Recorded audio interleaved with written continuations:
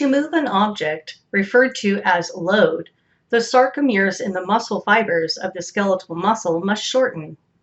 The force generated by the contraction of the muscle, or shortening of the sarcomere, is called muscle tension. However, muscle tension also is generated when the muscle is contracting against a load that does not move, resulting in two main types of skeletal muscle contractions: isotonic contractions and isometric contractions.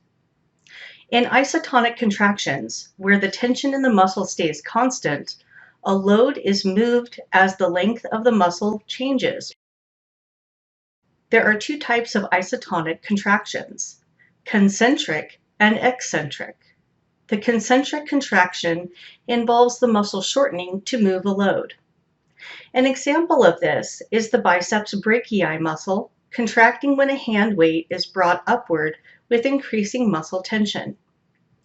As the biceps brachii contract, the angle of the elbow joint decreases as the forearm is brought towards the body. Here, the biceps brachii contracts as sarcomeres in its muscle fibers are shortening and crossbridges are forming.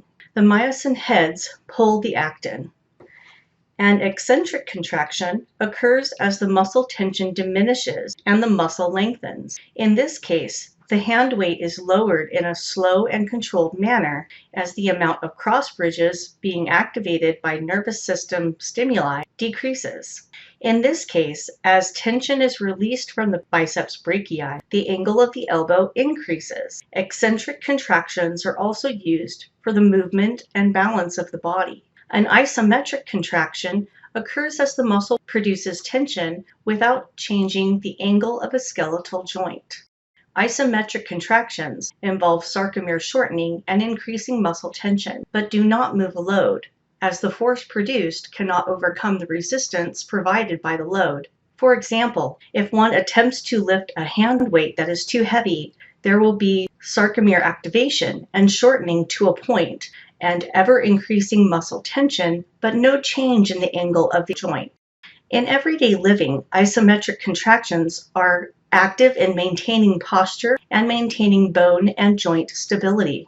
However, holding your head in an upright position occurs not because the muscles cannot move the head, but because the goal is to remain stationary and not to produce movement. Most actions of the body are a result of a combination of isotonic and isometric contractions, working together to produce a wide range of outcomes. All of these muscle activities are under the exquisite control of the nervous system. Neural control regulates concentric, eccentric, and isometric contractions, muscle fiber recruitment, and muscle tone.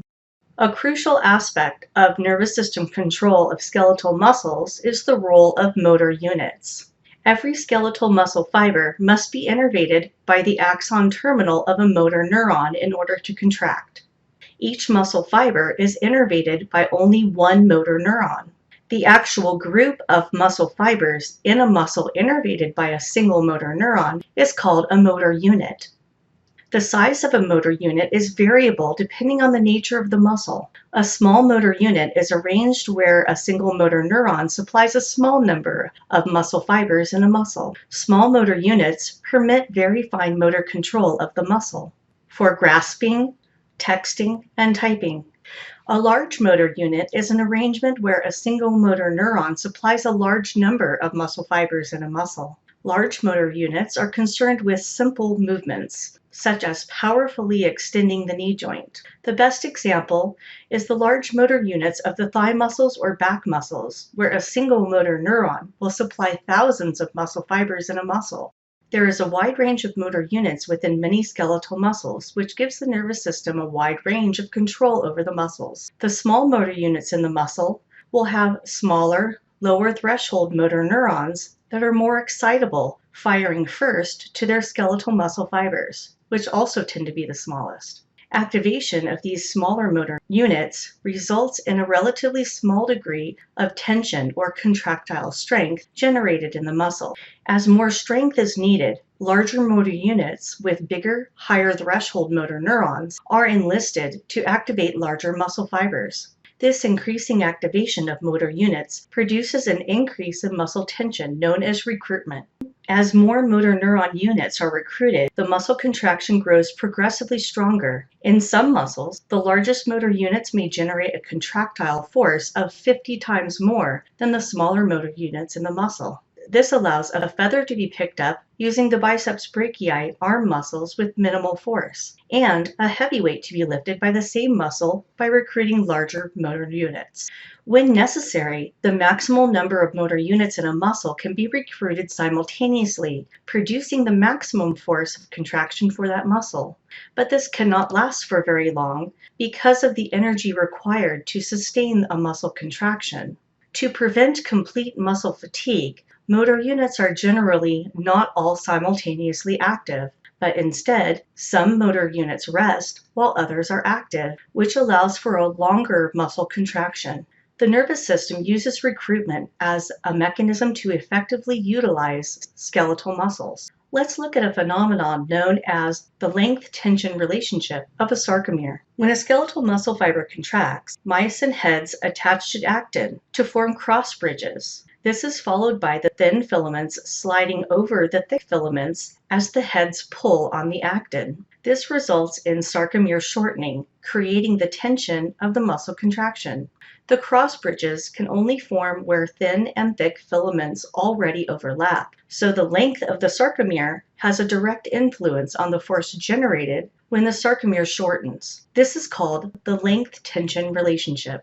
The ideal length of a sarcomere to produce maximal tension occurs at 80% to 120% of its resting length. At the resting length of the muscle, the maximum amount of crossbridges are able to form.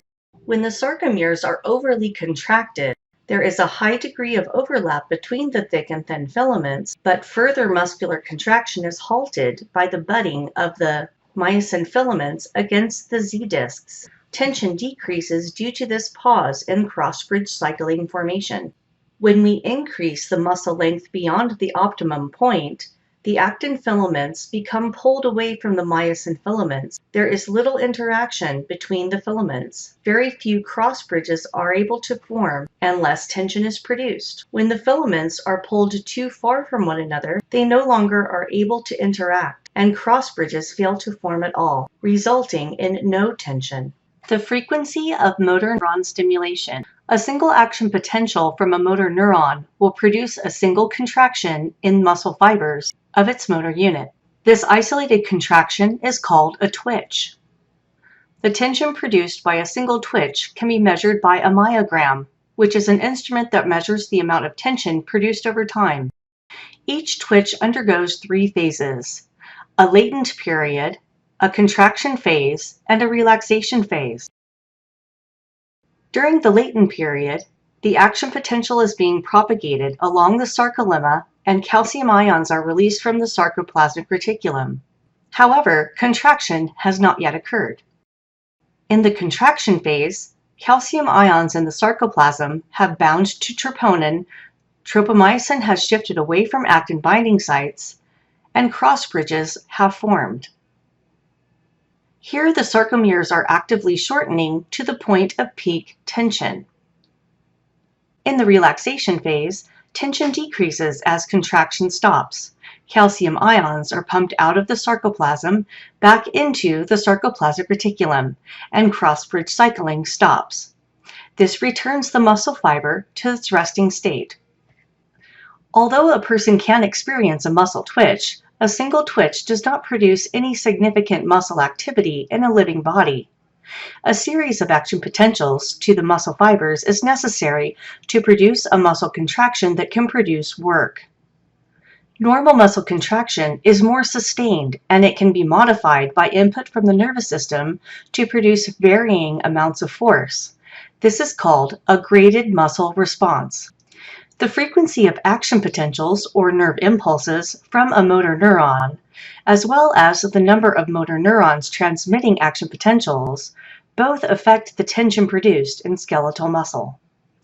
If the fibers are stimulated while a previous twitch is still occurring, the second twitch will be stronger. This response is called wave summation.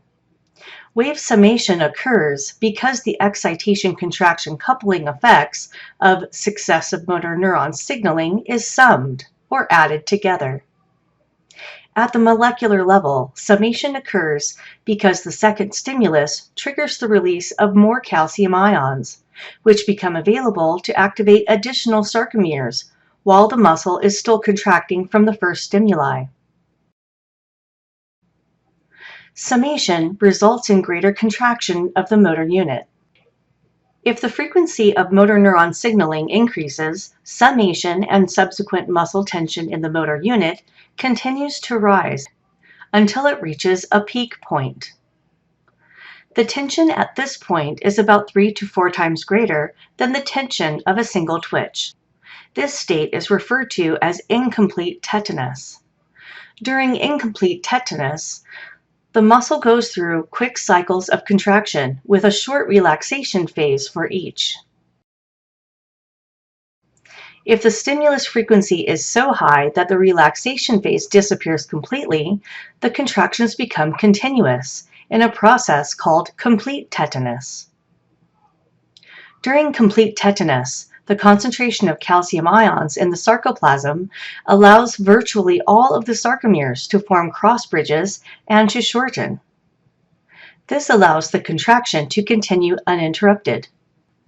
Tetanus is the fusion of contractions to produce a continuous contraction.